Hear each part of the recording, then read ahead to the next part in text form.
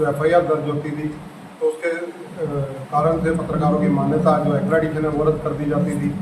इस तरह से एक पत्रकार एक्रेडिटेड है, रिटायर हो गया, सेवानिवृत्त है, तो उसके परिवार में उसका बेटा, उसकी धर्मपत्नी या कोई अन्य अगर मान्यता प्राप्त है तो उसको पेंशन ना देने का क्रम शुरू हो गया था। वो भी हरियाणा सरकार ने अपना डिसीजन विड्रा किया है तथा हमारी मांग पर अब एक परिवार में, जब हमारा ये कहना था कि IAS अधिकारी 2 या 3 हो सकते हैं, 4 हो सकते हैं, सबको पेंशन मिलती है, तो पत्रकारों को परिवार को पेंशन मिलनी चाहिए अगर वो पत्रकारिता में है।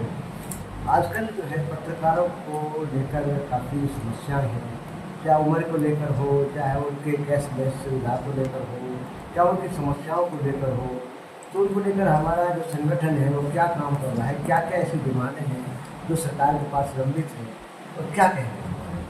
देखिए, मीडिया वेलबींग एसोसिएशन की तरफ से आज मुझे यहाँ आने का मौका मिला। यूनुस अलवी जी हमारे जिलाध्यक्ष हैं और अन्य साथियों से मुलाकात करने का एक जो कहा जाए अच्छा मौका है। जहाँ तक संबंध है कैशलेस का, कैशलेस सरकार बहुत जल्दी करने जा रही है। ये मुख्यमंत्री जी के द्वारा वायदा किया गया, नायब सैनिक जी द्वारा, उनके मीडिया सेक्रेटरी प्रवीण अत्रेय के द्वारा घोषणा CM साहब ने कर दी हुई है।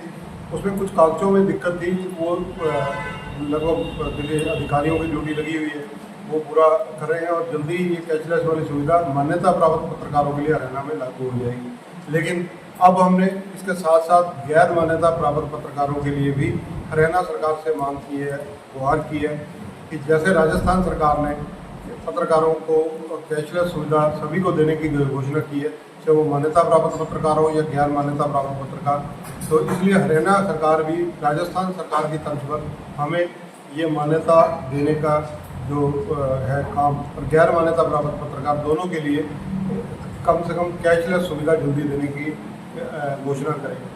इसके अलावा पत्रकारों के जहाँ तक सवाल है, कई मामले थे जो मीडिया वेलबींग एसोसिएशन के माध्यम से सरकार ने हल भी किए हैं।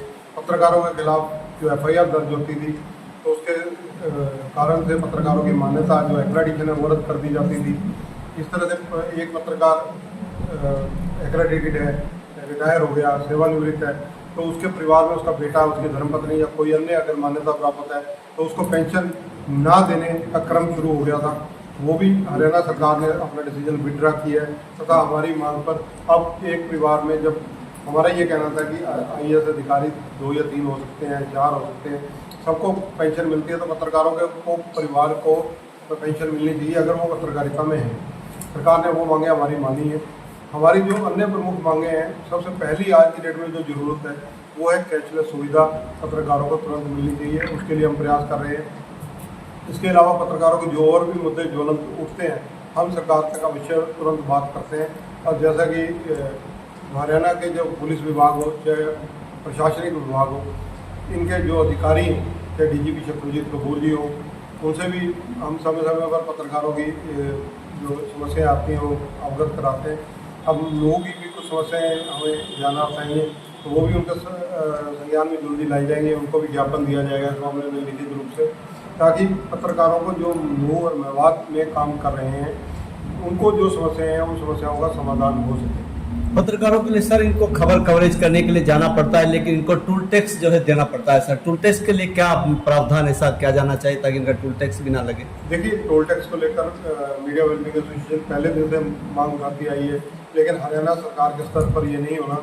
ये केंद्रीय जो मंत्रालय है उनके माध्यम से उन्हें वहाँ भी अपने ज्ञापन दिए और कोशिश कर रहे हैं हम नितिन गडकरी जी से समय लेने की, उनको मिलकर ज्ञापन दें और उनसे ये अपनी रिक्वेस्ट रखें कि ये किया जाए।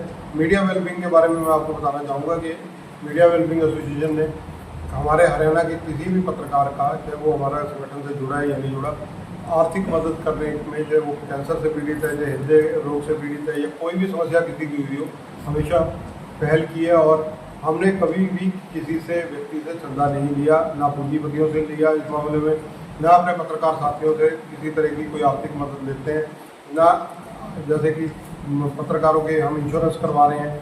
इंश्योरेंस जो है वो 10 लाख के टर्म इंश्योरेंस और एक्सीडेंटल इंश्योरेंस 2 पॉलिसी चल रही हैं।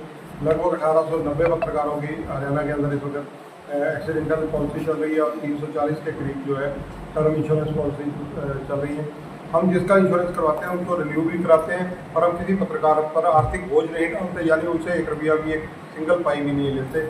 और ये हमारा प्रयास रहता है कि हम संस्था की तरफ से ही जितना हमें सरकार या मंत्री जिनको हम बुलाते हैं आते हैं, जो धन संग्रह होता है उसी के माध्यम से ही हम अपने बजट के अनुसार सबकी मदद करते हैं।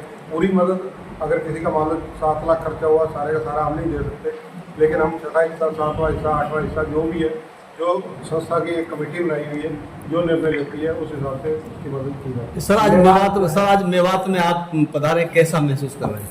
देखिए, मेवात हरियाणा का एक प्रमुख जिला है, और नूह जो जब से जिला बना है तो निसंदेह पत्रकारिता के हिसाब से भी यहाँ एक क्रांति और एक सारा संचार देख रहा हूँ आप साथियों के माध्यम से कि जागृति है यहाँ पर, विशेष रूप से पत्रकारों में जिज्ञासा है हर चीज़ को जानने की।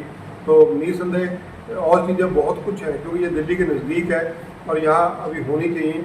और हम DPRO जो है यहाँ उनके विभाग के माध्यम से DPR हरियाणा जो है उनको पांडुरंग जी उनसे ये रिक्वेस्ट करेंगे, जाकर मैं लिखित रूप से भी दूंगा, वर्बल भी कहूँगा उनको कि यहाँ पर पत्रकारों के लिए कम से कम सुविधाएँ और प्रेस रूम की व्यवस्था होनी चाहिए, और व्यवस्थाएं जो सरकार कर सकती है वो करनी चाहिए। तो सर जो है मेवात सबसे पिछड़ा जिला है और हरियाणा के सबसे लास्ट में, और यहाँ जो 3 स्टेटों की उत्तर प्रदेश और राजस्थान, हरियाणा 3 की सीमा लगती है, जो अलग चीज़ें हैं।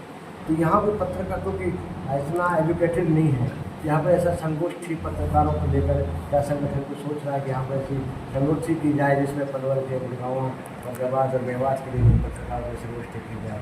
बिल्कुल, आपने बिल्कुल सही कहा। ये अलवी जी, जिस प्रकार से हमने पिछले दिनों फरीदाबाद भी की थी, संगोष्ठी भी की थी, कार्यक्रम भी किया था हमारे मैप पर मीडिया वेलबींग एसोसिएशन के, ये क्षेत्र भी है। मेवात हमारे लिए एक अहम जिला है जहाँ पर आप जैसे मजबूत साथी बैठे हैं, तो निसंदेह यहाँ पर भी जल्दी कोई ना कोई कार्यक्रम, संगोष्ठी और ये चीज़ें की जाएंगी। हम समय लेने की कोशिश करते हैं जैसे समय किसी बड़े चेहरे का मिलता है, क्योंकि बड़े चेहरे इसलिए बुलाने जरूरी है कि संगठन भी चलाना है और आप साथियों की ताकत और मजबूत करनी है।